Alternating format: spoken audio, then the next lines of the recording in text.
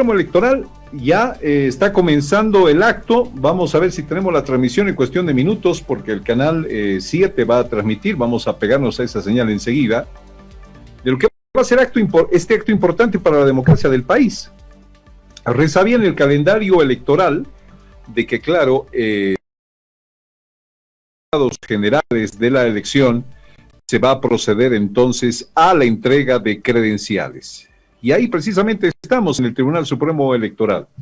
Vamos a conocer rostros nuevos enseguida, de los que van a ser nuestros representantes. ¿Cómo es esto de la política, no? Realmente, ¿cuántos de nosotros hemos votado por nuestros representantes en la Asamblea Plurinacional? Nuestros representantes. Eso es lo que verdaderamente son. Son representantes del pueblo, elegidos bajo un sistema donde el pueblo vota por ellos.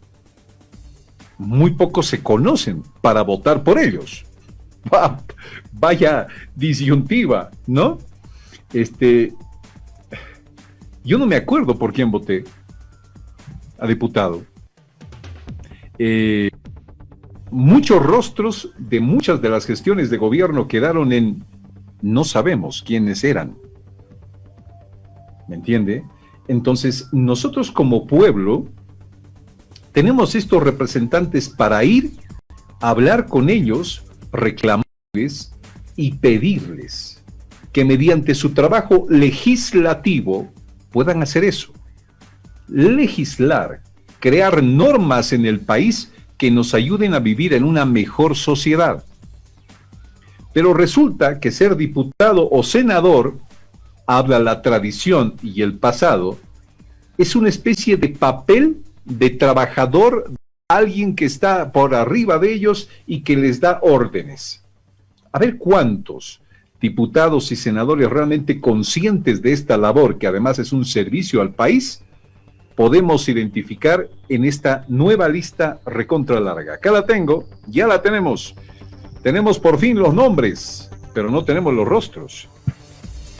Vamos a ver si tenemos algunas imágenes, Javi. No sé si el canal estatal ya está transmitiendo, si no, te espero. Acabó ya la transmisión del canal 7. Acabó la transmisión del canal 7. Ya tan rápido fue la cosa, tan rápido fue la cosa. A ver, tenemos algunos videos para comenzar. Tenemos algunos videos para comenzar de los nuevos legisladores. Voy a leerle nombres de senadores electos. A ver qué nombres les suenan. José Antonio Zamora Tardío, Saraí Betsabe Reinaga La Madrid, Laura Miguelina Párraga León, Germán Moscoso Arancibia, Porfirio Ovidio Menacho Tarquino, Hilarión Padilla Mamani, Yolanda María Ponce Condo, Guido José Varela Mancilla, Luis Guillermo Silvestre Seoane Flores. ¿Quiere que le diga el partido más? Sí, yo creo que es correcto decirlo. Ok. Guido Varela Mancilla, del MAS, de Comunidad Ciudadana Luis Guillermo Silvestre Seoane, por Cochabamba. Lucía Sara Escobar Velasco, del MAS, por Cochabamba. Hermo Pérez, por Cochabamba. Emiliana Dilma Cabrera, del MAS, por Cochabamba. Enrique Fernando D.N. Franco, por Comunidad Ciudadana en Oruro, senador. Todos estos son senadores, por si acaso, ¿eh? Medio Rosalía Choque Torres es senadora suplente por Oruro. Gilma Guarachi, suplente por Oruro, del MAS. Laura Marlene Luján Condori, suplente del MAS en Oruro. Pedro Lagrava Burgoa, de Comunidad Ciudadana, suplente por Potosí. Elena Judith Aguilar Flores, del MAS. Santo Ramos Socpasa, del MAS. Hilda Vega Rocha, del MAS. Elizabeth Soya Zamora Arce, del MAS. Elizabeth de Comunidad Ciudadana, perdón. Javier Franz Martínez Espinosa, senador por Tarija. Luis Edgar Caso Vaca, del MAS. Bueno, lo voy a aburrir con nombres. Y si conocemos caras, A ver, vamos a ver, nuestros periodistas nos mandan algunas caras nuevas para conocer a los nuevos senadores y diputados. A ver, veamos la primera, por favor. Cuando quieras, Javier. Adelante. Vamos. Muy buenos días, soy Jorge Mercado Suárez, diputado por Santa Cruz por el MAS y PCP, y saludo al pueblo boliviano, invitarlos a todos nuestros conciudadanos que una vez que pasó la fiesta democrática de las elecciones, todos, Cambas, Coya, Chapaco, de derecha, de izquierda, de centro, todos nos reunamos en un gran pacto nacional y todos nos pongamos la camiseta de Bolivia a trabajar por todos los bolivianos, independientemente de dónde seamos, qué credo o qué posición política tengamos. Creo que es momento en que Bolivia empiece su reconstrucción económica, empiece a trabajar en pos de solucionar los problemas de salud y, por supuesto, todos los problemas económicos, políticos y sociales que hay en el país. Es responsabilidad de todos los bolivianos, de todos los rincones de la patria, coadyuvar para que dotemos a las siguientes generaciones de una Bolivia próspera, una Bolivia con equidad, con justicia social, donde todos los bolivianos nos sintamos unidos, trabajando codo a codo por un futuro mejor para todos los bolivianos y sobre todo las generaciones que vienen hacia adelante. Muchas gracias. ¿De qué partido es, diputado? Soy del MAS y PCP, diputado plurinominal por Santa Cruz. Gracias. A ver, Jerjes Mercado.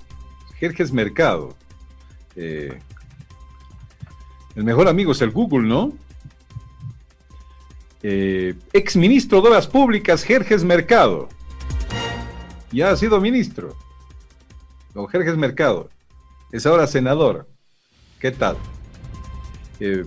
Pone una cueca, hermano. Esa que diga, y se va la segundita.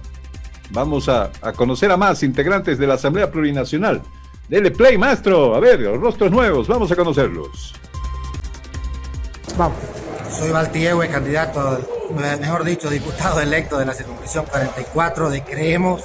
Venimos de Santa Cruz para ser parte de la bancada única de oposición que va a estar vigilando, que va a estar fiscalizando, pero sobre todo proponiendo leyes que aporten al desarrollo del país. Soy John Aranda. Un saludo a John Aranda, aquí desde nuestra presencia parlamentaria. ¿Qué es eso? Con saluditos más, Wilmer, ¿eh? Mándale un saludo a John. No, por favor, no me haga eso.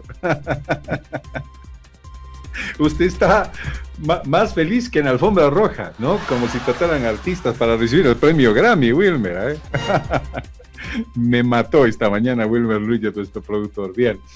Seguimos conociendo, por favor. No le voy a dar nombres de diputados, porque si no lo voy a tener hasta las 12 con solo nombres desconocidos. Las cosas son figuras. A ver, más rostros, por favor, que están recibiendo sus credenciales en el Tribunal Supremo Electoral. Póngale play, maestro. Feliz de estar acá en el Banco Central de Bolivia, en la posesión, en la entrega de credenciales, la acreditación por diputado de la circunscripción 48. Es la zona del Plan 3000, zona parte de la Villa 1 de Mayo y parte del Distrito 3 que hace la circunscripción 48.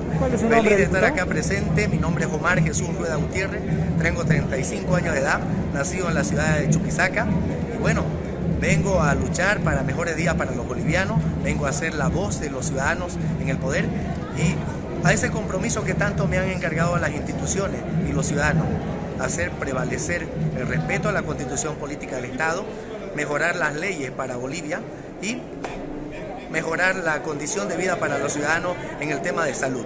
Pretendemos crear la consolidación de un hospital de tercer nivel en la circunscripción 48 y seguir con ese tema de la Casa Legal de la Justicia. Tenemos muchos proyectos y esperemos mejores días para los bolivianos. Que Dios los bendiga, vamos que se puede. Bien. Puro del Oriente te conseguiste, Wilmer.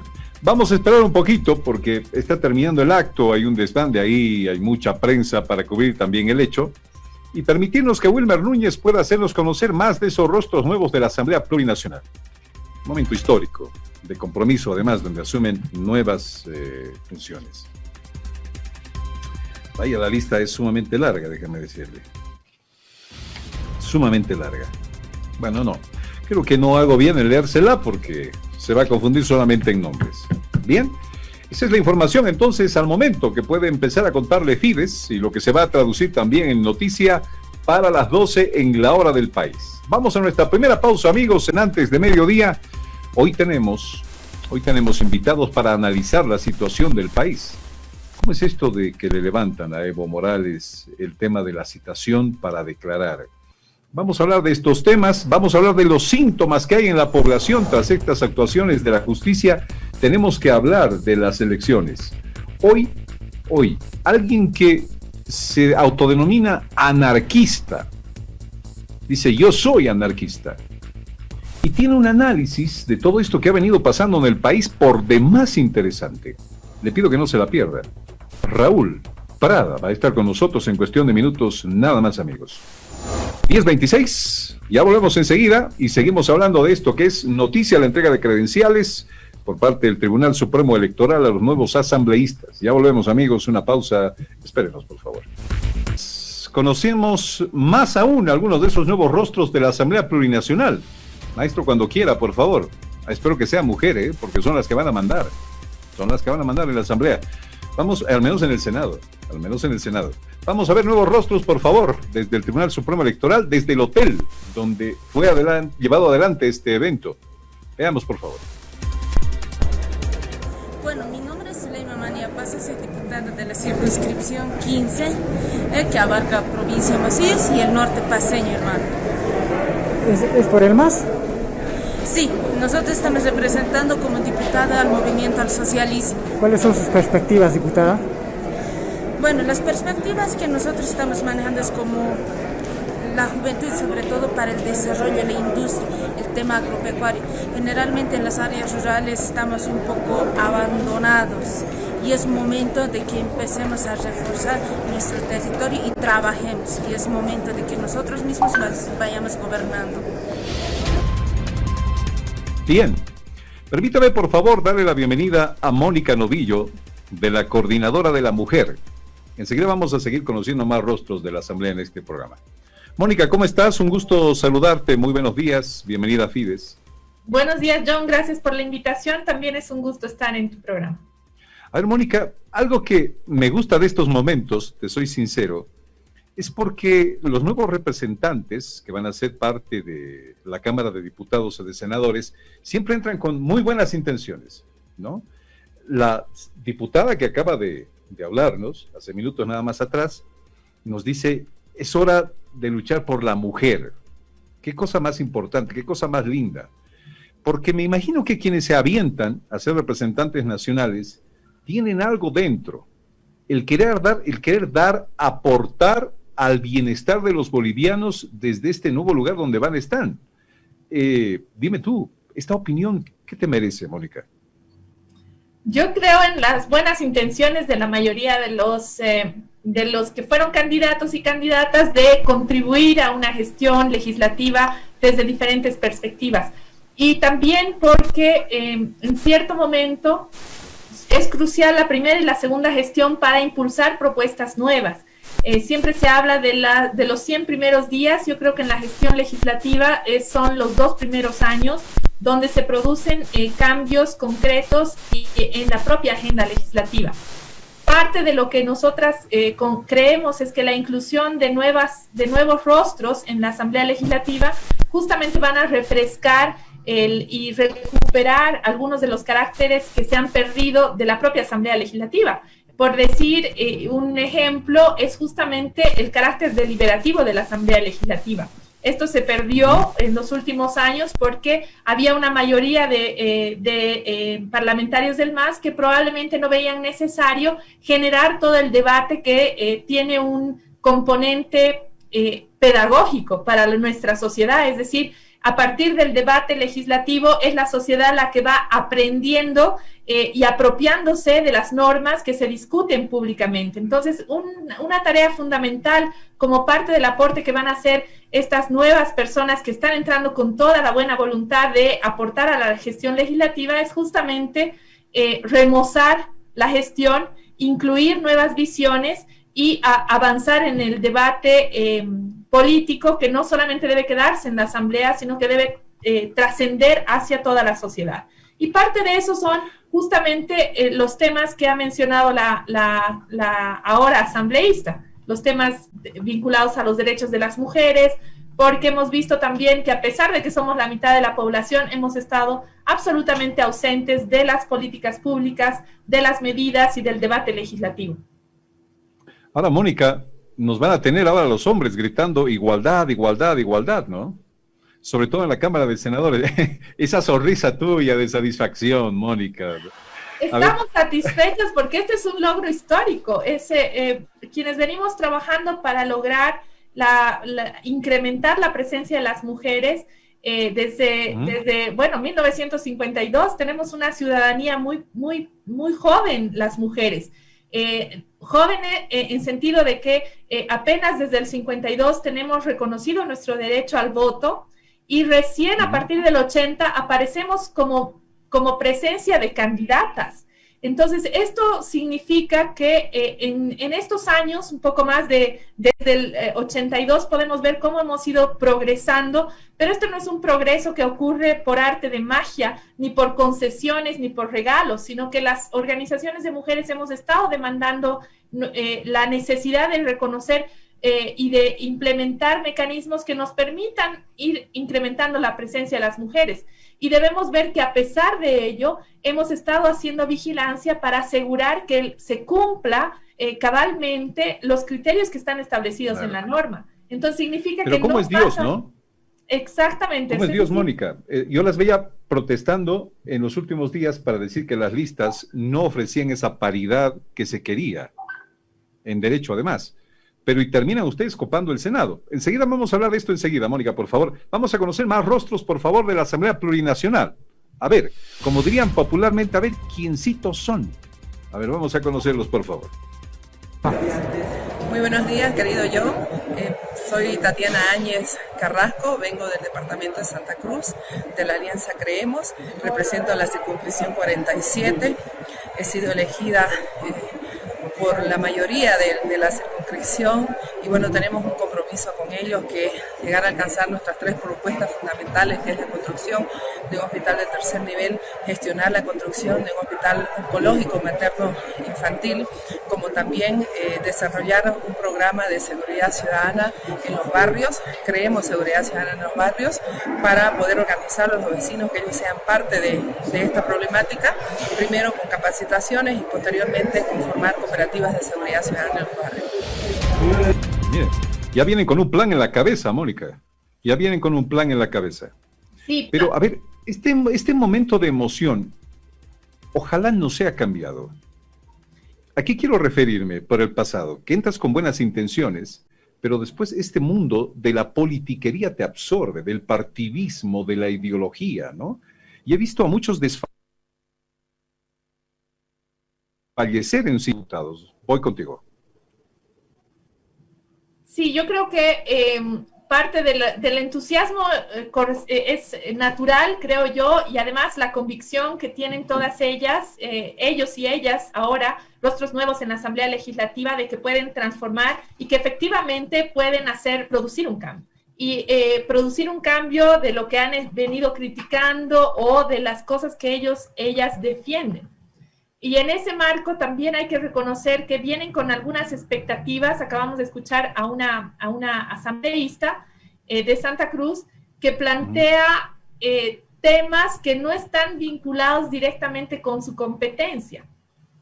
Y ahí es donde yo creo que tenemos que tener un poco la claridad de demandar a nuestras autoridades ciertos temas que tienen que ver con su competencia específica. Ellas van de asambleístas plurinacionales para legislar y fiscalizar básicamente. Entonces, los temas vinculados a la seguridad ciudadana en los barrios probablemente no sean de su competencia directa. Eso no significa que no puedan hacer algo para gestionar en coordinación con el gobierno municipal algunas acciones concretas desde la gestión legislativa para contribuir a la seguridad ciudadana, pero no corresponde directamente a sus competencias directas. Entonces, existe una gran... ahí uno puede sentir justamente este entusiasmo y compromiso. Sin embargo, vamos a ir viendo que cuando lleguen van a ir viendo que sus competencias se van achicando y también la posibilidad que les da el ámbito legislativo se va a ir reduciendo. Ahí vamos a ver cómo ellas van incorporándose en diferentes comisiones de la propia Asamblea Legislativa, de acuerdo a sus capacidades y a sus propios intereses. La composición de la Cámara va a ser bastante diversa. Vamos a ver, tanto en Cámara de Diputados como en Cámara de Senadores, cómo se van conformando las comisiones, qué tipo de presidencias van asumiendo las mujeres, porque eso también va a ser un indicador. Ahora estamos en número, sin embargo, tenemos que ver si van a tener la posibilidad de estar en los espacios donde se toman las decisiones dentro de la propia Cámara de Diputados, que es otro tipo de dinámica la que se produce una vez que están ingresando. Ok. Bueno, tremendo trabajo que tiene la Asamblea, ¿no? Me da pena mucho esto del desconocimiento que tú traduces muy bien, Mónica, pero en el campo también se aprende. Nadie estudia para ser legislador, ¿no? Pero por lo menos hay que tener conocimiento de cuáles son las tareas que va a cumplir. Vamos a seguir conociendo rostros. Esta vez tenemos a un varón, por favor, y estamos viendo imágenes de lo que está aconteciendo en esta entrega de credenciales a los nuevos asambleístas. Veamos, por favor, a quién tenemos ahora. Buen día, mi nombre es Jorge Saucedo Abdala, soy diputado por la circunscripción C54, Santa Cruz, obviamente. Estamos nosotros ingresando con todo el interés, con toda la fuerza de poder trabajar por nuestro país, por nuestra región. Sabemos que va a ser complicado, pero tenemos todas las ganas de poder hacerlo. Bien. Mónica, es un gran momento especialmente para las mujeres. Termino con esto en esa oportunidad que se presenta de igualdad, de oportunidad y de demostrar, como siempre ya lo han hecho además, pero esta vez en la Asamblea, que esos dones que ustedes tienen las hacen buenas administradoras, las hacen buenas proyectistas, las hacen buenas cuidadoras de los bienes, esta vez del Estado. Mónica. John, yo discrepo con algunas cosas, porque creo que las mujeres no somos, y esta es una visión esencialista, no somos buenas naturalmente. Y justamente lo que hay ahora es una cantidad de mujeres que están en la Asamblea Legislativa que van a seguramente incluirse en algunas comisiones que están de alguna manera también vinculadas con la extensión de roles que hemos realizado tradicionalmente las mujeres. De ahí que somos buenas administradoras porque tenemos la lógica de administrar los bienes en nuestra casa, pero esto es una cuestión cultural, construida. Esperemos que esos dones que tú manifiestas, estas virtudes que han sido socialmente aprendidas, se puedan manifestar también en la forma en la forma en que vayamos a legislar y de alguna manera se contagie a la Asamblea Legislativa y se cambien algunas prácticas de la política tradicional y que se puedan mejorar, es decir, que la presencia de las mujeres efectivamente cambie la práctica y la cultura política en la Asamblea Legislativa, que sea inclusiva, participativa, que no sea vertical, que consideren las propuestas de la sociedad civil, que amplíen el debate político, todas esas cosas que podríamos pensar que podrían llevar las mujeres a la gestión legislativa. Que no se repitan errores que del pasado en términos de que solamente se dice que vamos a las mujeres o los hombres a levantar la mano, sino que sea efectivamente una contribución a la consolidación de la democracia también en la Asamblea Legislativa. Puede sonar un poco ingenuo, pero confiamos en que así vaya siendo y que se vayan transformando los espacios a partir de la presencia de las mujeres. Y el compromiso desde la sociedad civil siempre de llevar propuestas desde las mujeres para avanzar y construir una sociedad mucho más igualitaria y que lo que se vaya a definir en la Asamblea siempre vaya a beneficiar a la sociedad en su conjunto, pero también a resolver las problemáticas que vivimos las mujeres y que a veces están absolutamente invisibles en la agenda política. Gracias, Mónica. Voy a recibir enseguida a un hombre también para el análisis sobre este tema. Pero vamos a ir un segundito, por favor, a la transmisión que se está dando desde el Banco Central, tengo entendido, a propósito de la entrega de credenciales. Un minutito, por favor, de esta transmisión en vivo que el país está siguiendo a través de Fides también en el análisis. Veamos, por favor.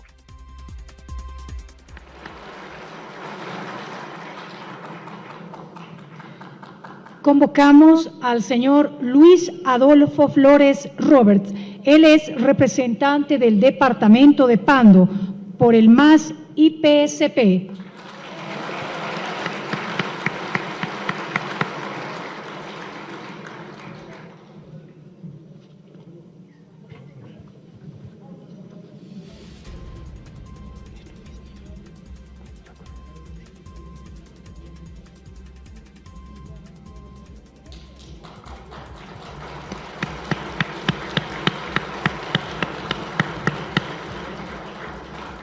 A continuación recibirán sus credenciales los diputados plurinominales titulares. En primer lugar, invitamos a la señora Pamela Soraya Alurralde Barea, diputada plurinominal por el departamento de Chuquisaca de Comunidad Ciudadana.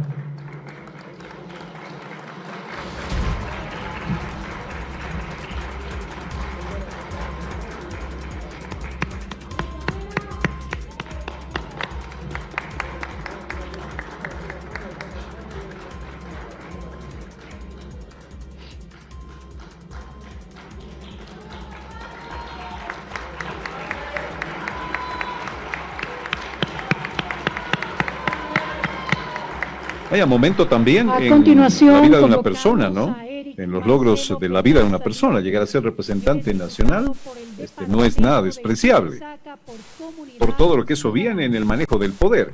Pero hay que verlo por el lado de la responsabilidad que cada uno de estos hombres y mujeres y hombres van a tener en la Asamblea Plurinacional. Bien, 10:49. Vámonos a la pausa, por favor.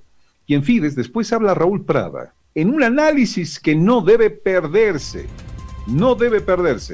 Vamos a hablar de las elecciones. Desde ya le adelanto algo. Raúl Prada dice que el hombre del verdadero poder no es Arce, pero tampoco Evo Morales. ¿Quién es el hombre del poder en los próximos 5 años? Espérenos, ya volvemos. 5 para las 11 de la mañana. Raúl Prada, un gusto tenerlo aquí en Fides.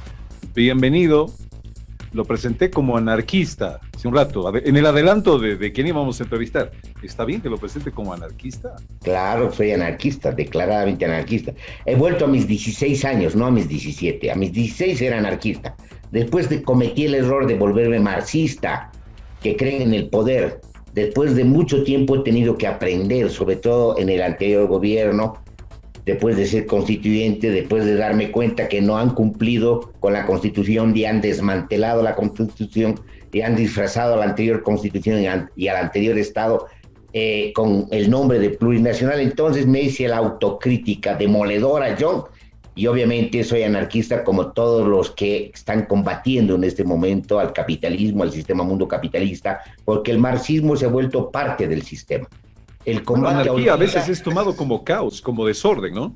No, bueno, esa es una definición, pero el anarquismo se define muy claramente de la manera siguiente. En el debate entre Bakunin y Marx, Bakunin le dice a Marx, tú no puedes luchar contra el capital desde la otra cara del capital, que es el Estado. Esa es la contradicción de los marxistas. Los marxistas quieren pelear contra el capital desde el Estado, que es la otra cara. Esa es una contradicción. Por eso han fracasado, pues, las revoluciones socialistas del socialismo real. Por eso me he vuelto anarquista. Y estoy con todos estos jóvenes que se han levantado en Chile y han sometido al poder, a las formas del poder, de la coalición, no solamente de Piñera, y han logrado, digamos, una revuelta impresionante a partir de una autoorganización de ollas comunes de los barrios, de la revalorización de luchas antiguas anarquistas, como los Lautaro. Entonces, lo que estamos asistiendo ahora en América Latina es un resurgimiento de lo que comenzó en las luchas en América Latina. La Revolución Mexicana fue anarquista. Las columnas de Zapata, de Emiliano Zapata, eran anarquistas. El gran amigo, el gran aporte de la Revolución Mexicana es Flores Magón. Entonces, estamos retomando, los marxistas nos han contado una historia que no es la historia oficialista, de la misma manera que los otros, los conservadores, cuentan otra historia oficialista. No contada es la historia de los anarquistas y el anarquismo en América Latina. Bien. Bueno, le doy la bienvenida a un anarquista entonces, hoy día a Fides. Pero con unas ideas, hemos venido conversando en las últimas horas contigo, que realmente van a crear un pica-pica, ¿no?, en todos los que nos van a ver. A ver, la primera pregunta, Raúl Prada, ¿por qué vuelve a ganar el MAS? Esa es una pregunta que todo el mundo se hace. Es una buena pregunta y es una pregunta que hay que hacer a partir del análisis de lo que podemos llamar, para no volverme difícil, de las dinámicas internas, no solamente de la casta política, sino de los comportamientos sociales. Déjame tocar hitos importantes para entender el desplazamiento. Lo que ha ocurrido anteriormente con la caída del régimen de Evo Morales Ayma es una implosión. Ese régimen se venía implosionando desde hace mucho tiempo. No había una columna ni un cimiento que no estuviera podrido, todo estaba podrido. Lo que ha habido es una implosión y una movilización social de magnitud. Una movilización social donde intervienen los bomberos, primero los voluntarios bomberos que van a apagar los incendios en la Chiquitanía, en la Amazonía. Ellos dan la información, la alarma, la alerta del compromiso de un gobierno pirómano, que era el gobierno de Evo Morales Ayma, que estaba incendiando la Chiquitanía y la Amazonía para ampliar la frontera agrícola, para la burguesía agroindustrial y para los ganaderos. Entonces, son los primeros que, digamos, encienden la chispa en la pradera. Después, bueno, vienen lo que van a denominar de manera muy general las pititas, pero en realidad son, digamos, distintos grupos urbanos. Y los más radicales son los jóvenes que aprenden a pelear, aprenden a enfrentarse a las dinamitas de los mineros de Catarí que estaban en la Plaza Murillo, y aprenden a enfrentarse también a los ayllus de Cacachacas y Laimes, que estaban ahí, y son aliados de los ayllus de Caracara, y los yungueños vienen aquí a apoyar a los jóvenes que estaban combatiendo contra el régimen de Evo Morales Ayma. Entonces es un levantamiento social. Lo que lo ha vencido al Evo no es la derecha, ahí se ha confundido la derecha. La derecha es una impostora, de la misma manera que Evo Morales fue un impostor, porque la movilización del 2000 al 2005 no estuvo el MAS, tuvieron la coordinadora del agua, estuvo la CESUCB de Felipe Quispe, estuvieron los sindicatos del Altiplano, las juntas de vecinos del Alto, después estuvieron los mineros, hasta al 2005 hubo toda una movilización que fue usurpada por un partido que nunca ha combatido ni ha dirigido a estas movilizaciones autogestionarias e indígenas que fueron las del 2000 al 2005. Entonces, estos que estaban preparados a las elecciones se suben a la cresta de la ola, usurpan el poder, usurpan la victoria del pueblo contra el neoliberalismo, y lo que hacen es imponer un gobierno que va a terminar desmantelando la Constitución cuando se aprueba la Constitución. A ver, es decir, Raúl, perdón, lo que la gente tiene en su mente es de que el MAS vuelve porque la oposición no pudo unirse. Jugaron cada quien a sus intereses y prácticamente le tendieron la cama nuevamente al MAS. Esa es una de las, digamos, comprensiones que tiene una parte de la población. ¿Coincides con eso o no?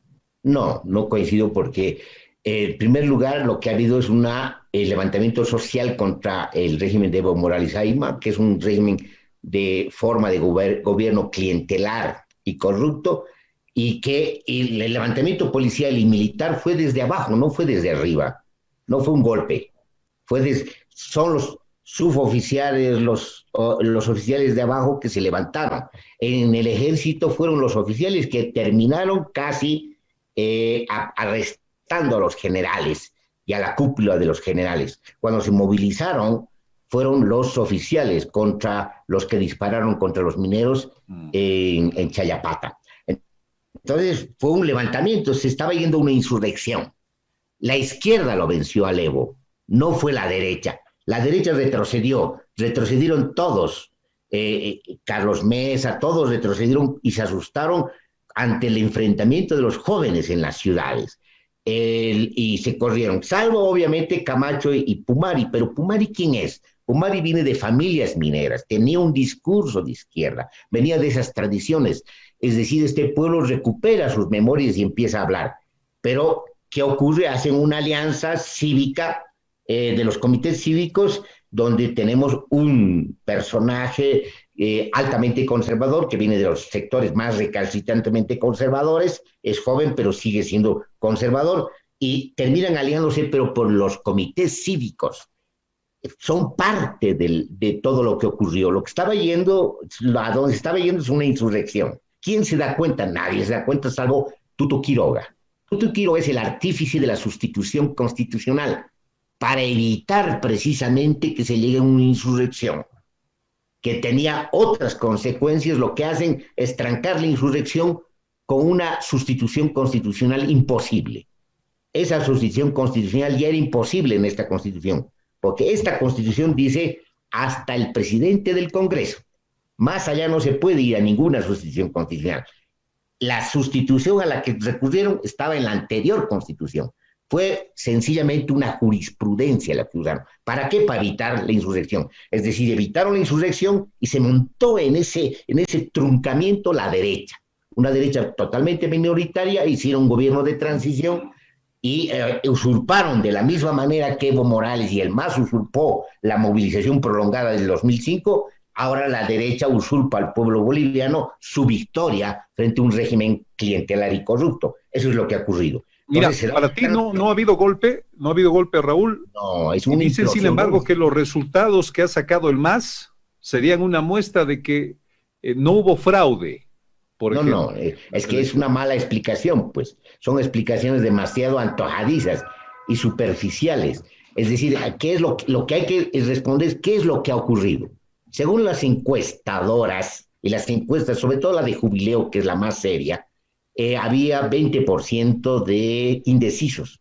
Entonces, en ese contexto no se puede hablar ni de primero, ni de segundo, ni de tercero, porque tienes 20% que te puede cambiar completamente el panorama. Ahora, digamos, ¿cuáles eran las alternativas? Que ese 20% no vote como vota el 30%, que era el voto duro del MAS. Que vote por cualquier otro. Igual hubieran cambiado el panorama. La pregunta fundamental es ¿por qué el 20% vota por el MAS? Ese es el tema. Entonces, ¿qué es lo que ha ocurrido? Esa es la pregunta.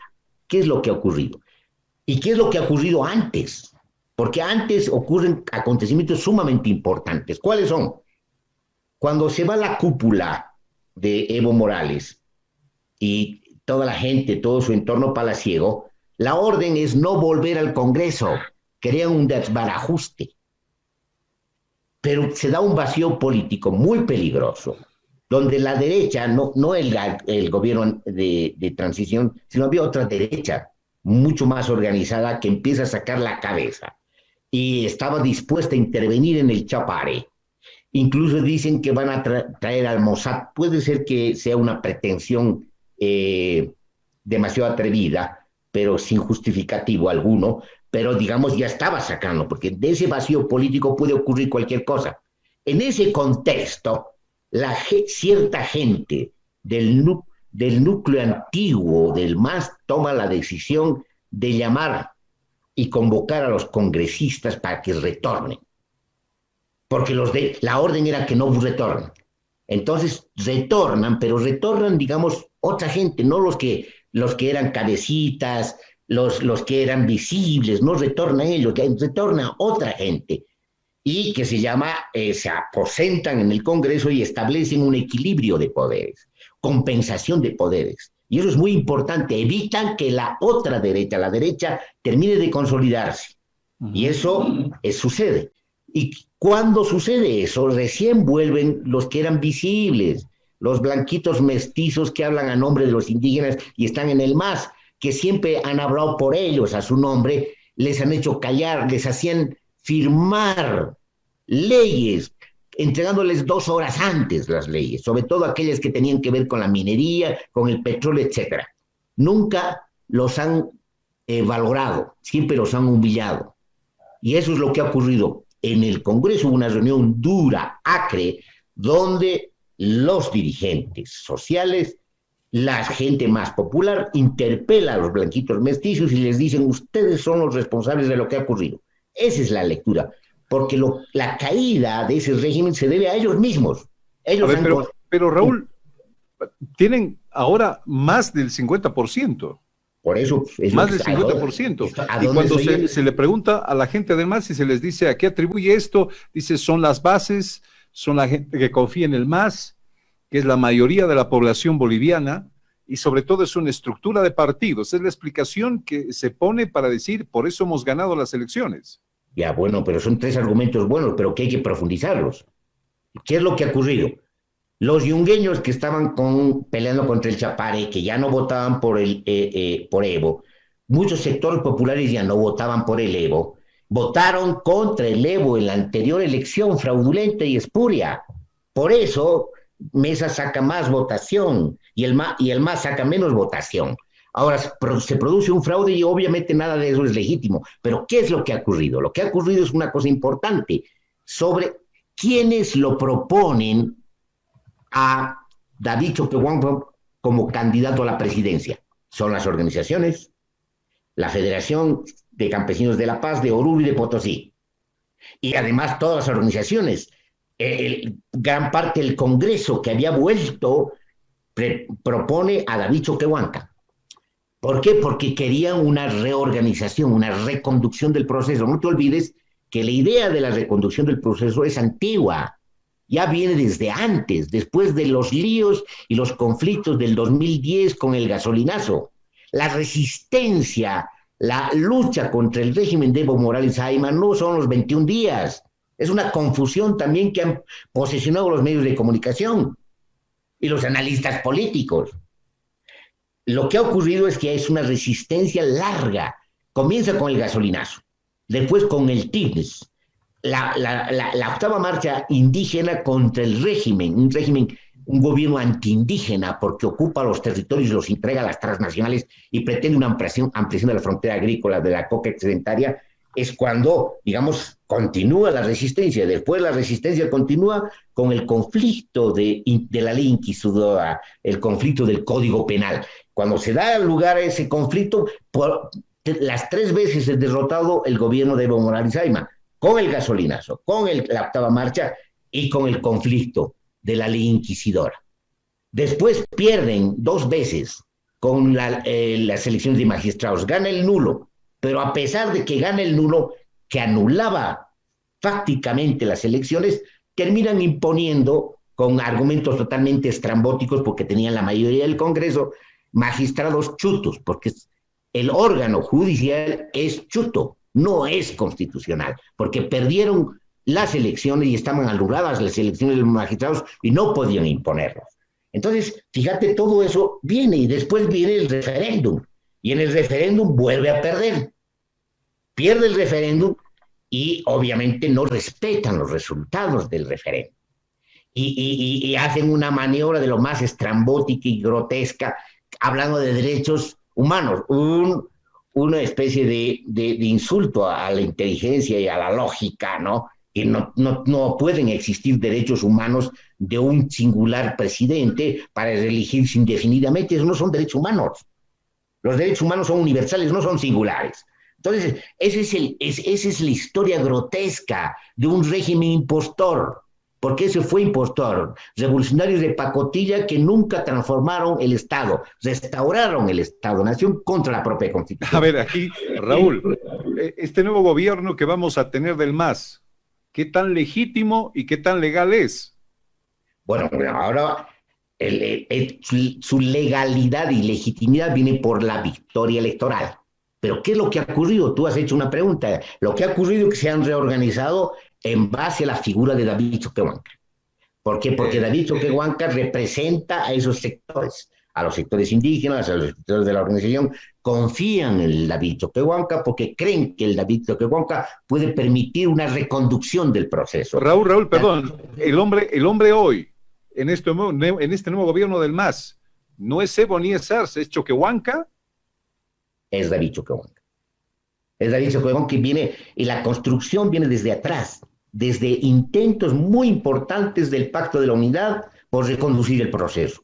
Cuando el Pacto de la Unidad hace la ley de la Madre Tierra, una ley que no han aprobado los del gobierno, porque lo que han aprobado es cualquier cosa, es una ley que convierte a la Madre Tierra en una cenicienta del desarrollo capitalista. Eso es lo que han hecho estos cachafaces. Entonces, cuando las organizaciones hacen una ley que es muy conocida mundialmente porque se la va a difundir, esa ley lo que pretende es hacer una ley superior a la Constitución, y es la ley de la Madre Tierra para reconducir el proceso. Y es cuando le dicen las organizaciones a David Choquehuanca: si renuncias, comenzamos la guerra. Desde antes empezó varios intentos de reconducción del proceso, porque el gobierno de Evo Morales Jaime estaba desmantelando la Constitución que había escrito este pueblo y la había aprobado por más del 64%. No hay un Estado plurinacional, hay un Estado-nación, el mismo Estado-nación colonial de antes. No hay. Un Estado plurinacional requiere transformaciones estructurales e institucionales. Se presentó una ley, la Ley de Gestión Pública Plurinacional Comunitaria e Intercultural, nunca la aprobaron, a pesar de que esa ley también se volvió famosa internacionalmente, y se creía que evidentemente estábamos marchando a una transformación. Esa ley lo que propone es pluralismo, no solamente jurídico, cultural y lingüístico, sino administrativo, de gestión institucional, pluralismo institucional. Es decir, se proponen construir las bases materiales de la transformación del Estado. Y eso implicaba precisamente construir materialmente el Estado plurinacional. Nunca quisieron. Nunca discutieron. ¿Cómo debemos pensar ahora en el gobierno que viene? Es decir, con la figura esta del líder David Choquehuanca, ¿es así como debemos comenzar a pensar? ¿Y cómo va a ser el gobierno del MAS, por cómo lo estás viendo? Bueno, depende de la correlación de fuerzas interna, porque la composición es la siguiente. Cuando las organizaciones van a Buenos Aires, lo proponen a David Choquehuanca, pero el candidato, el caudillo déspota, que nunca hace caso a las organizaciones y siempre ha impuesto su voluntad, impone a Arce, Catacora. Y en las negociaciones se termina aceptando que sea candidato a la vicepresidencia Choquehuanca. Esa lista que circula, Raúl, te la confieso, está también en el marco de la libertad de expresión. No somos monedita de oro para caerles a todos, definitivamente. No, ahí pero aprovecho lo que se la establece es que hay que cuidar la libertad de expresión como el más grande tesoro que tenemos todos. Exacto. Y aprovecho la oportunidad. Yo creo que los medios de comunicación no han cumplido un papel importante en todo este tiempo de la crisis. Han sido excesivamente sensacionalistas, han formado bloques, han entrado a la diatriba, es decir, se han metido a la desinformación, cuando había que hacer un análisis profundo, porque estamos asistiendo a una crisis ecológica que está amenazando la sobrevivencia de la humanidad. Estamos asistiendo a una crisis terrible de los Estados-nación, no solamente en Bolivia, y estamos asistiendo a las formas de la decadencia política, no solamente en Bolivia. Entonces era un momento donde necesitábamos hacer un análisis, y los periodistas y los medios de comunicación hacer investigación. Pero, digamos, la mayoría se ha metido en una especie de costumbre. Pero ya te iba a decir, Raúl, estás generalizando. No generalizo. Hay excepciones que confirman las reglas. Gracias, Raúl, gracias por tu sapiencia y tu crítica siempre constructiva. Eso es lo bueno, gracias. La tomamos en cuenta. Gracias, Raúl, un abrazo. Muy bien, un abrazo. Un abrazo, Raúl. Raúl Prada con nosotros, acá en Fides, hoy en la mañana. Vamos a la pausa, estamos confirmando una información en Potosí bastante preocupante. Vamos a ver qué está sucediendo en Potosí en cuestión de minutos, nada más, por favor. Y otros temas que son del interés de absolutamente todos. Les pedimos disculpas a la gente que nos está siguiendo en el streaming. Me parece que la señal internet en el centro no está muy bien y entonces como que el audio en el streaming falla un poco. Les pedimos un poquito de paciencia, por favor. Vamos a la pausa en Fides y volvemos enseguida con más amigos. Acompáñenos, por favor. Vamos un segundito hasta Potosí, por favor. Walter Pinto, hay bloqueo en Potosí esta mañana. Cuéntenos el por qué, por favor. Bienvenido, buenos días. ¿Qué tal, John? Tal como se ha anunciado, el transporte pesado está protagonizando un paro, un bloqueo de 48 horas. Toda vez de que quienes en este momento ostentan el manejo de los ferrocarriles, como es la empresa ferroviaria andina, se niega a trasladar el cargueo de minerales. En este momento, el sector de la estación de ferrocarriles a este 2020 ha quedado en la parte central, concretamente, de manera que en pleno centro urbano, en pleno centro de la capital, hay cargueo de minerales. Los viandantes están llevando en los zapatos, en la ropa, esa contaminación a casa. Entonces, este pedido que había sido de otros sectores vecinales, como el Distrito 9 y otros, no ha sido atendido. Se decía que los anteriores gobernantes, en este caso alcalde y gobernador, que respondían al MAS, no querían tocar el tema para no perjudicar a los intereses venezolanos de la ferroviaria andina. Ahora se pide que algunos otros sectores se sumen para que se pueda exigir a esta empresa deje de contaminar esta parte importante de Potosí, John. Ese es el conflicto que se tiene en este momento en la capital, y otro conflicto que se ha generado es la preparación de la elección de las juntas vecinales y el comité electoral que se trasladó a la plaza principal a ofrecer una conferencia de prensa para seguramente anunciar ya que se dan las últimas previas para esta elección. Ha sido casi golpeado por algunos otros sectores de migrantes de Villa Victoria, gente que llega del campo a estacionarse acá en Potosí, que lo acusaron de loteador y lo golpearon. Prácticamente esos serían los conflictos únicos que se han generado acá en la capital potosina, John. Perfecto, no hay ningún otro más, Walter. Bueno, que conozcamos de reacciones en contra de los resultados de las elecciones u otro tipo de acciones, no, absolutamente no. Indudablemente que por las redes sociales circulan una serie de videos, audios, pero que como hombres de prensa responsables tenemos que pedir la fuente y sobre todo el origen y la data de la fecha además. De manera que las autoridades acá, policiales, militares, hasta el momento no han emitido ningún criterio y es una relativa tranquilidad, sobre todo de actividades cotidianas, de acuerdo a las normas de la cuarentena o la post-cuarentena que todavía rige, John. Muchísimas gracias, Walter Pinto. Le agradecemos, sobre todo, por este informe. Buen día. 11:33. Seguimos conociendo rostros de los nuevos asambleístas ahí metidos en el Banco Central de Bolivia esta mañana con Wilmer Núñez. A ver, vamos a ver a quién logró Wilmer. Vamos a conocer estos nuevos rostros, por favor, que es la noticia de la mañana. Los nuevos asambleístas con credenciales oficiales. Vamos a ver. Bueno, buenos días para toda Bolivia. Soy Senta Rec López, de la Alianza Creemos, primera senadora por Santa Cruz de la Sierra. ¿Cuáles son las expectativas que tiene, senadora? Bueno, nosotros tenemos nuestra propuesta y planteamos ser una oposición firme para hacer un equilibrio en Bolivia, propendiendo a que se transforme Bolivia en un país más democrático, con libertades, derechos y con una justicia que sea equitativa. En Senta Rec, la fotito. Eso es lo primero que va a tener que responder la senadora Senta Rec. A propósito de todo lo que se ha venido diciendo sobre ella, ¿no? Está con un lado, el otro, bueno, que son acusaciones que seguramente deberá responder, pero conocida Senta Rec es nuevamente senadora. A ver, ¿a quién más conocemos? Vamos al video. Muy buenos días, mi nombre es Lidia Tupa Zelaya, soy diputada nacional por la C43 que corresponde a Yacuiba y Villamontes de la región autónoma del Gran Chaco tarijeño. Un saludo grande a todos y aquí estamos para reconstruir Bolivia. ¿Sus expectativas, diputada? Nosotros venimos con mucha esperanza de trabajar, somos profesionales jóvenes, caras nuevas, rostros, renovación dentro del movimiento al socialismo para sacar adelante al Chaco boliviano y a Bolivia. Muchísimas gracias. Lidia Tupa. Lidia Tupa es del movimiento al socialismo, es parte de este bloque juvenil que forma el movimiento al socialismo, ¿no? A ver, ¿qué más le puedo comentar de ella?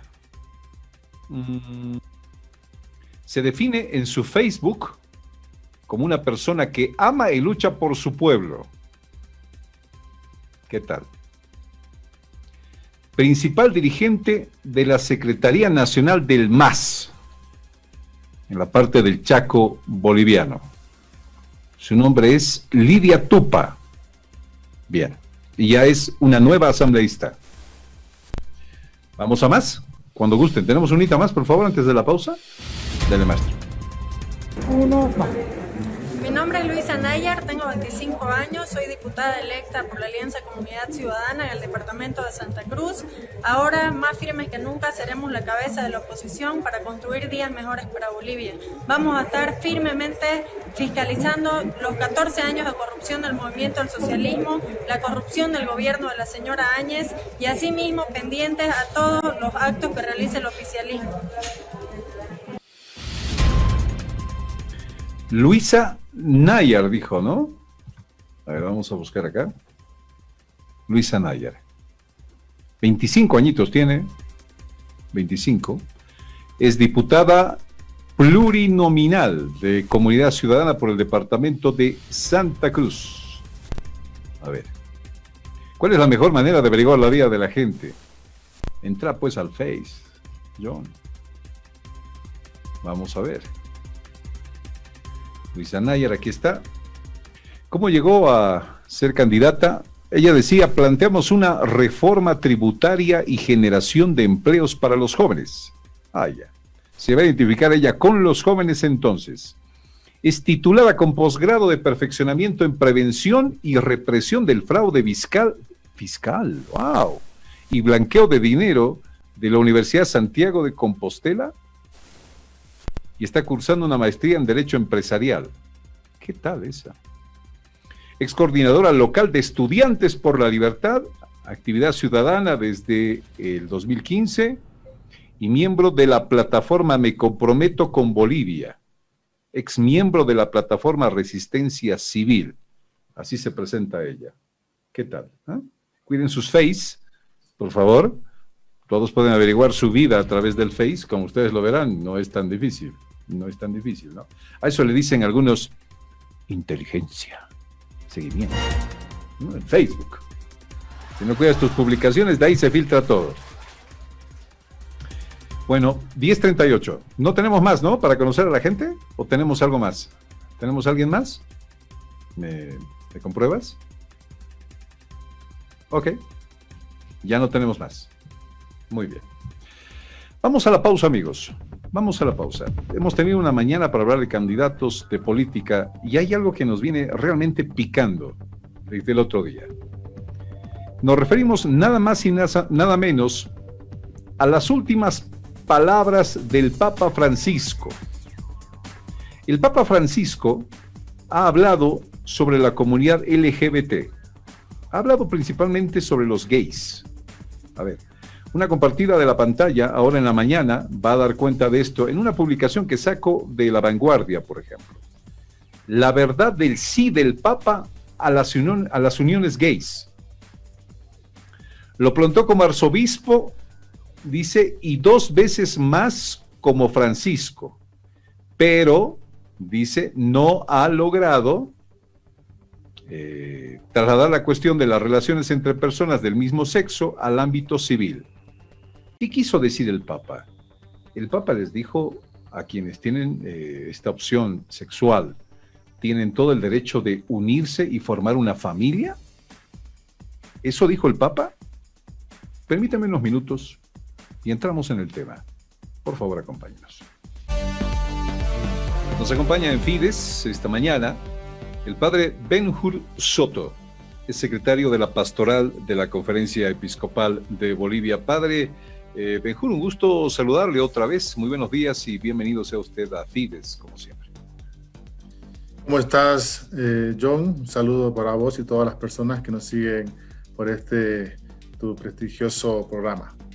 Tremenda controversia la que el Papa nos ha dejado, ¿no? Tremenda controversia cuando se anima a hablar de los gays.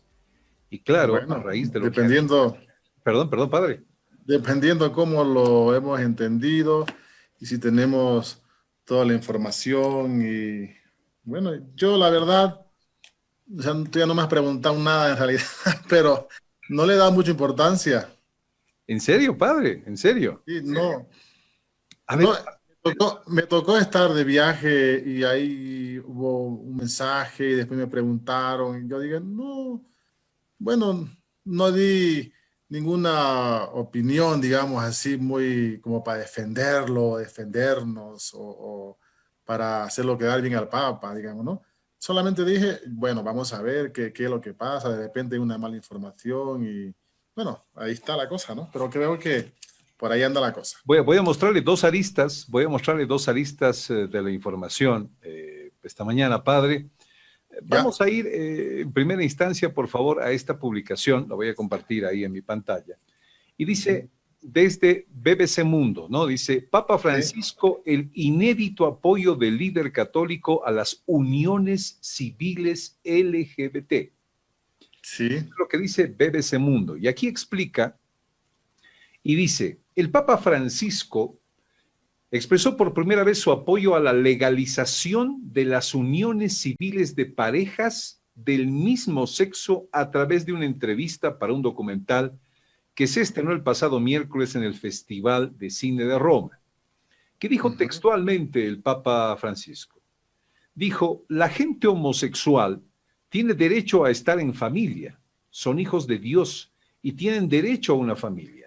Nadie debería ser expulsado o sentirse miserable por ello, dice el líder de la Iglesia Católica en este film titulado Francesco. Una publicación que le pongo de BBC, una de las agencias periodísticas más importantes en el mundo. Si me lo permite, voy a ir a otras que son un poquito más tendenciosas cuando usted me habla de esta explicación, padre, y voy a ofrecerle esta a continuación. Esta llega de La Vanguardia Internacional. Y dice, la verdad del sí al Papa a las uniones gays.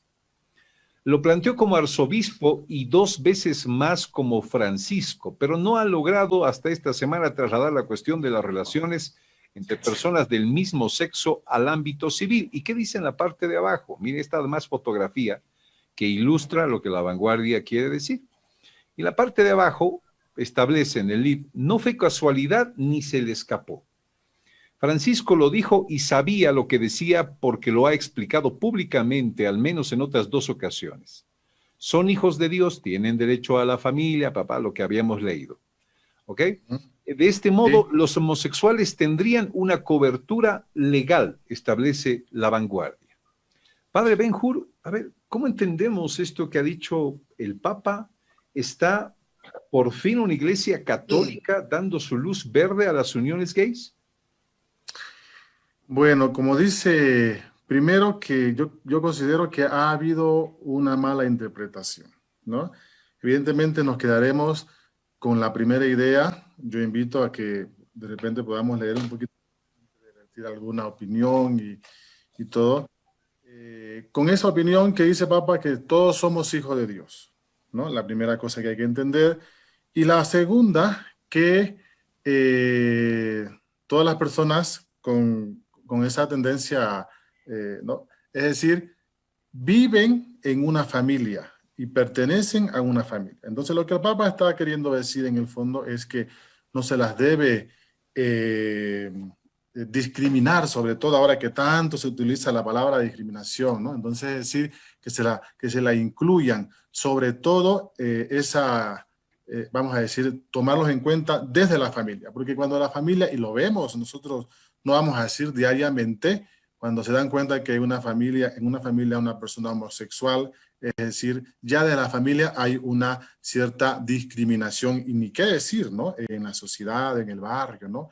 Entonces, me parece que por ahí anda la cosa, ¿no? A ver, padre, es que, claro, hay dos maneras de hablar de familia, ¿no es cierto? Sí. Dice, son hijos de Dios, dice el Papa, tienen derecho a una familia. Pero este concepto de tienen derecho a una familia se la puede entender por el lado que usted le está explicando como que, hey, papá y mamá, por ser gay, no lo discriminen, no lo rechacen, ellos tienen derecho a estar en el seno familiar. O explicación 1. Explicación 2, tienen derecho a una familia cuando ellos quieran hacer en su diversidad sexual una familia. Esa es la explicación número 2. Pueden, o sea, cuando yo lo que entiendo y lo que he leído a raíz de lo que me preguntaste ayer, es decir, las uniones civiles no equiparan a una unión matrimonial como tal, ¿no? Porque esa unión civil también puede ser, es decir, con 2 heterosexuales, ¿no? O una pareja de homosexual. Entonces no está directamente direccionada a las parejas homosexuales. Entonces, lo pueden hacer para que ellos tengan también derecho, sobre todo, por ejemplo, a la herencia, ¿no? Seguramente, la verdad yo no conozco, no estoy muy inmerso en esa situación, pero sobre todo a la herencia, a la salud, al trabajo, ¿no? O sea, necesitamos también tener alguna protección y el Papa Francisco más o menos hace mención a esa determinada idea, ¿no? Ahora, si padre, venga. Siga, perdón, lo corté. Sí, bueno, es decir, y obviamente que el Papa Francisco en ningún momento va en contra del magisterio de la Iglesia, que eso es importante saber, ¿no? Personalmente, tenemos derecho, yo creo, y con la posibilidad de equivocarme, no creo, es decir, de equivocarme, de amar al quien sea, ¿no? Heterosexuales, homosexuales, eso no se le puede negar a nadie, el amor pues es así, ¿no? Entonces, pero ya hablando de la Iglesia Católica, mantiene todavía, o sea, nosotros como Iglesia no lo hemos quitado, es decir, que el matrimonio, ya dando un pasito, no solamente de familia, sino hablando del matrimonio, que es entre un varón y una mujer. Ok, el sí religioso, ¿no es cierto? El sí religioso. Pero exactamente. Dice el Papa Francisco, además, lo que debemos crear es una ley sobre uniones civiles, es decir, él está promoviendo una norma para la unión civil, si no es por la Iglesia Católica que civil y legalmente se reconozca la unión de parejas gays, lésbicas, etcétera, etcétera. Que es lo que te acabo de decir, no solamente, o sea, en realidad nos quedamos con esa idea porque es el tema, ¿no? Pero en el fondo, las uniones civiles no solamente se refieren a aquellas personas que tienen la atracción por el mismo sexo, sino también pueden haber justamente uniones civiles entre parejas, digamos, que porque no se casaron, porque ya están grandes de edad y no tiene nada que ver, digamos, si tienen alguna atracción. Solamente es para salvaguardar la dignidad de la persona, ¿no? Padre, ¿noto cierta apertura en la Iglesia para las uniones de los LGBT? ¿Cómo me dijiste? ¿Noto cierta apertura de la Iglesia para poder hacer posible este derecho que tienen los grupos LGBT a uniones por lo menos civiles? Por eso te digo, o sea, si lo direccionamos solamente a ellos, es decir, el derecho lo tenemos toda persona, todas las personas, ¿no? Entonces tenemos derecho a, como te decía, buscar que nuestros derechos siempre estén por encima de cualquier discriminación, ¿no? Entonces, lo que la Iglesia Católica, es decir, yo creo que en ningún momento han habido y seguramente van a haber discriminación, no solamente a las personas con tendencia homosexual, sino a todos, ¿no? Es decir, pero entonces que valgan también, que se los integre a la sociedad que a veces nos portamos un poco discriminadora. Bien, padre. ¿Qué sensación, sin embargo, nos debe quedar al final? El Papa, no quiso decir lo que le están haciendo decir, quiere decirlo de una manera diferente o definitivamente lo dijo porque está seguro. Me gusta mucho que se debata, que se converse, siempre en ese ámbito de la escucha, ¿no? De la escucha, del respeto, del que el otro es distinto a mí ¿no? Es decir, pero vos sabés que los grandes magnatarios, los presidentes, incluyendo el Papa Francisco, el Papa, aunque sea una persona de gran renombre, cualquier cosa que va a decir con la posibilidad de equivocarse, siempre vamos a estar ahí, ¿no? Detrás de aquello. Entonces, yo lo que invitaría es justamente tratar de leer antes, durante y después de la información, ¿no? Ir un poquito más interiorizándose sobre lo que se dice y que no solamente nos quedemos con lo que nos interesa. Por ejemplo, y de repente queda con eso, vos terminás el programa, pero yo no quisiera dejar el programa sin antes decir en el Catecismo de la Iglesia, el número 2358, diciendo algunas partes, es decir, refiriéndose a las personas homosexuales, deben ser acogidos con respeto, compasión y delicadeza. Se evitará respeto a ellos, sobre todo de discriminación injusta. Estas personas son llamadas a realizar la voluntad de Dios en su vida, y etcétera, etcétera. Entonces, fíjate, todavía el Papa Francisco no va en contra del magisterio de la Iglesia. Muchas gracias, Padre Benjur Soto, secretario de la Pastoral de la Conferencia Episcopal Boliviana, por estos minutos, tratando de entender al Papa, tratando, pues, es una polémica mundial. Decía, tenemos un Papa que apoya a los LGBT y un Papa que dice que quiere cuidar la familia en general y que no los discriminen, pero bueno. Gracias por este aporte, Padre Benjur, que tenga un buen día y bendiciones para usted. Igualmente, Señor te bendiga. A la orden. A partir de noviembre, la circulación del transporte público en el Alto se va a ampliar al 80%. Creo que no se han fijado, ¿no? Que el transporte normal, en cantidad al menos de vehículos, es normal en el Alto. Pero bueno, nos imaginamos a que podrán recibir más pasajeros. A ver, lo sabremos en la hora del país. En Potosí, la granizada que destruye cultivos. En Potosí, el bloqueo del transporte pesado y sobre todo una nota que nos ha llamado poderosamente la atención. Algunos grupos de personas se han dado cita en recintos militares para pedirles a los militares actúen en este momento político del país. ¿Qué les parece a ustedes? Un movimiento, tengo entendido, especialmente en Santa Cruz en las últimas horas. Ahora, este movimiento, ¿a qué obedecería?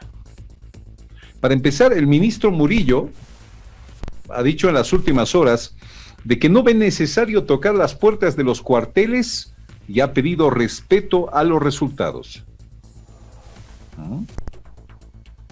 Otras plataformas, imagínense, exigen intervenir la vigilia en las puertas del Colegio Militar de Aviación. Es decir, nuestra atención en los siguientes minutos también se va a ir hacia Santa Cruz con estos temas. Bueno, 10:58, casi 59. Me despido, voy a calentar un cafecito a esta hora, John, pero si ya se almuerzo, sí, un cafecito hasta ahora a las 12, para calentar la garganta y empezar a relatarle las noticias en la hora del país. Esto será en minutos. Gracias, amigos, por habernos acompañado. Ha sido una agradable mañana, como siempre, con ustedes. Pensar en su sintonía, pensarlo en el trabajo, pensarlo en el campo, en Santa Cruz, en Chuquisaca, en el Chaco. Pensarlo fuera de nuestro país, en esas avenidas tremendas, o en el automóvil, en esas carreteras enormes en otros países, y con esta facilidad de la tecnología que pueda seguirnos, escucharnos y hasta vernos. Un abrazo. Que les vaya muy bien a todos. Hasta mañana, amigos, a las 10:10 en Antes de Mediodía. Ahora en el streaming se acaba y puede volver a entrar también al noticiero. ¿Nos acompañan en el noticiero a la hora del país, por favor? Ok. Y por la radio Fides en todo el país. Y por Fides TV también. Ya volvemos.